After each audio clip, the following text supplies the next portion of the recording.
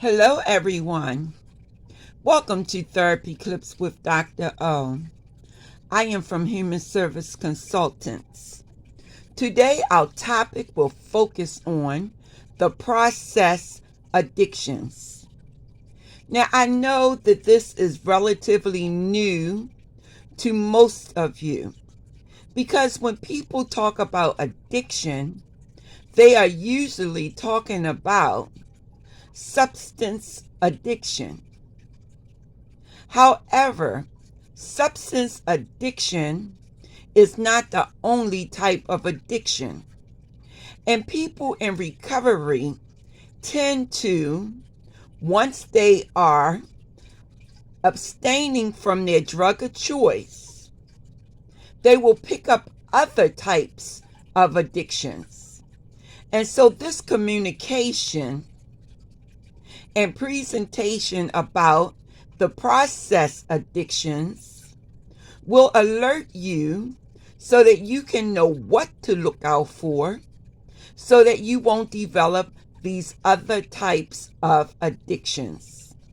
And so let me first give you a definition of a process addiction.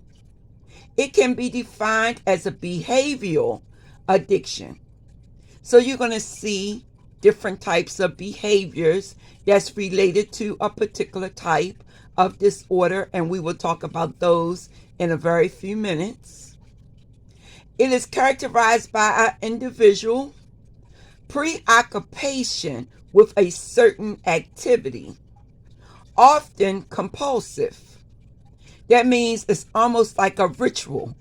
Once they begin to pick up this particular type of addiction. And we'll talk about those addictions in a very few minutes once again. But these process addictions, just like substance addiction, can have very negative results. So now I am going to talk to you about some of these different types of process addictions. They fall into the category of video gaming. So the person will spend a great deal of time engaged in playing games or video, either on their laptop, their telephone, cell phone, or on a tablet. It can also be shopping. You do know that people become shopaholics sometimes once they are no longer using their drug of choice. Some will engage in gambling, texting friends back and forth all day, spending a lot of time on the internet, even working too much, going to meetings like NA meetings, AA meetings, way too much, overeating. Now you may ask me, well, how do you go to an NA meeting or an AA meeting too much? The answer to that question is, if it is taken away from other aspects of your life, because you need to have a full life, not just focus on one particular type of thing. And going to a meeting all day long after the 90-day period can become a habit. And so you will neglect other things like work activities, school activities, social life, or any other type of activity that will give you a full quality lifestyle.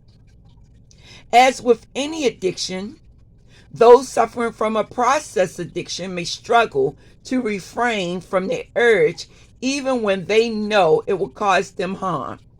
So people with process addictions often require therapy and other forms of professional treatment to learn how to handle their behavioral patterns properly.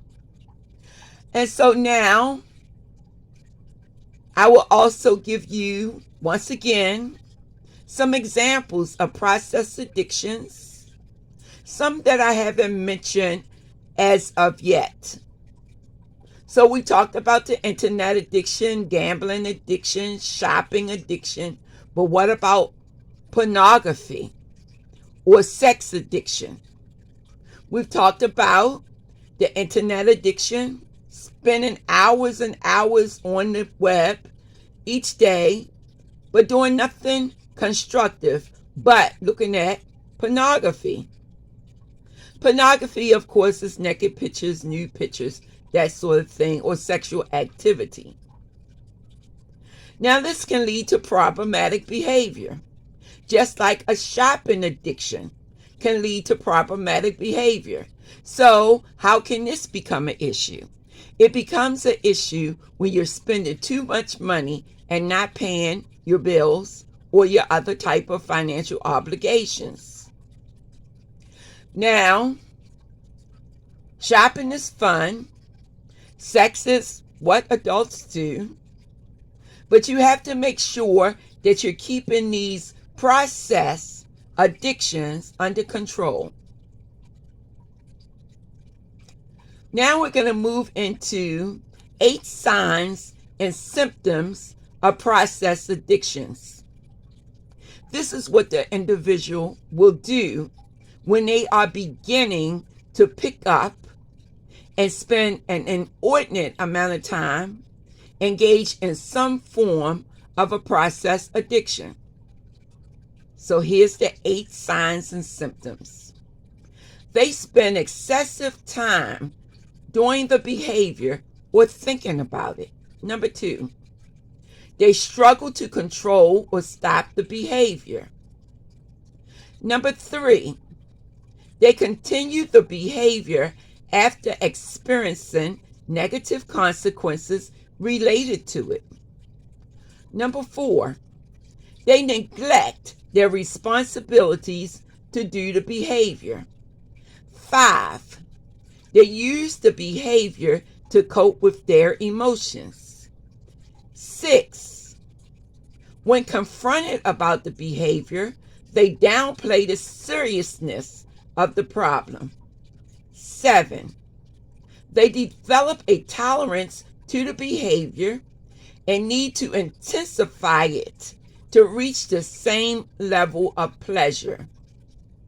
And the final symptom, they become emotionally withdrawn outside of the behavior or show signs of mental concerns, including anxiety, irritability, depression, or picking back up on a drug of choice or some other form of alcohol or drug of abuse. Well, everybody, I'd like to thank you for listening to this presentation on the process addictions. Once again, these process addictions include sex, shopping, food or overeating, gambling, too much TV, too much gaming, spending too much time on the internet, engaging in a lot of social media, also texting, and guess what?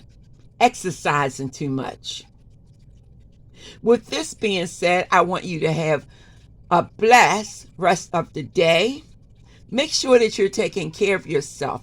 Make sure that you are alert to your behavior so that these process addictions will not become out of control and you need additional types of therapy.